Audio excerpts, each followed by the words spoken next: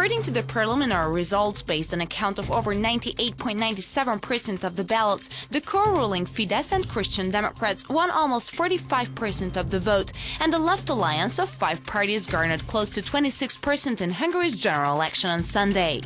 Jobbik received slightly more than 20%, and LMP passed the 5% parliamentary threshold by 0.2%. Fidesz-KDNP won in all but 2 individual constituencies across the country. In Budapest, candidates of Fidesz-KDNP led currently in 10 constituencies and candidates of the Left Alliance in 8, but several constituencies the outcome was still hanging in balance. Preliminary results give the incumbent party alliance a projected 133 seats in the downsized 199-seat chamber, which would secure them a 2/3 majority.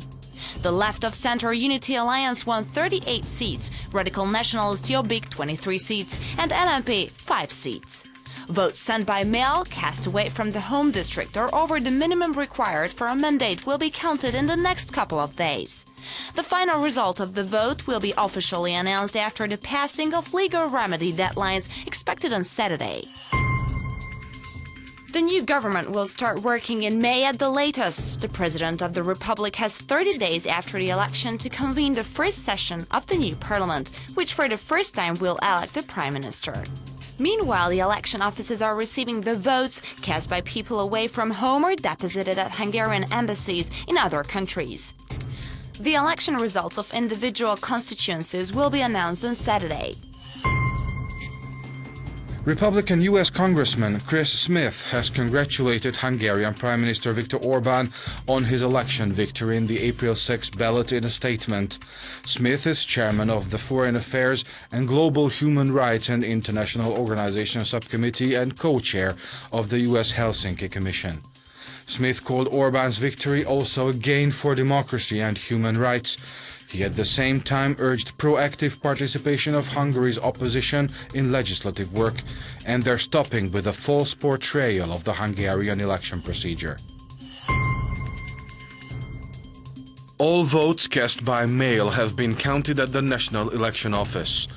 The office recorded 128,000 valid votes from over 160,000 ballots sent in by post.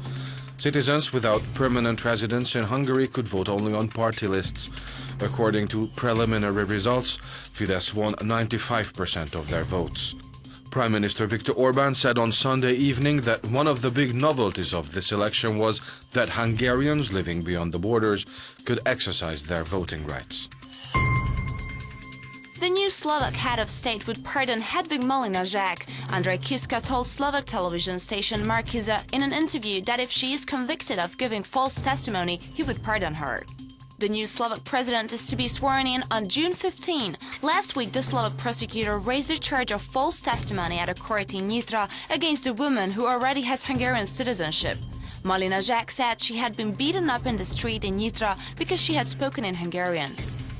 In 2007, proceedings were brought against her after police came to the conclusion that the beatings hadn't taken place or not in the way she described in her testimony. The interests of the Hungarian nation will be validated at key ministries in Bucharest by the new state secretaries and institutional leaders delegated by the RMDS, the newly appointed officials said. The RMDS received 14 cabinet posts. Among them are state secretaries in the finance, health, agriculture and culture ministries, which have not seen a Hungarian in the post for a long time. A Hungarian also has a say in energy affairs. Károly Borbély said if it works in Hungary, then it will be possible to reduce energy prices in Romania too in the forthcoming period. RMDS's National Council of Municipalities and the Association of Hungarian Local Governments signed a cooperation agreement in Kolozsvár.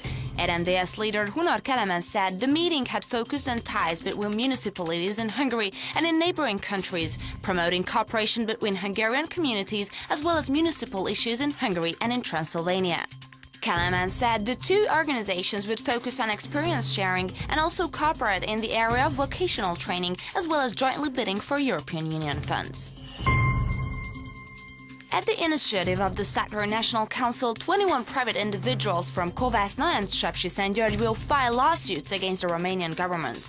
The complainants consider discriminative and unlawful a government decision passed late last year, under which hotel venue in Covasna was given to Romania's Orthodox Church.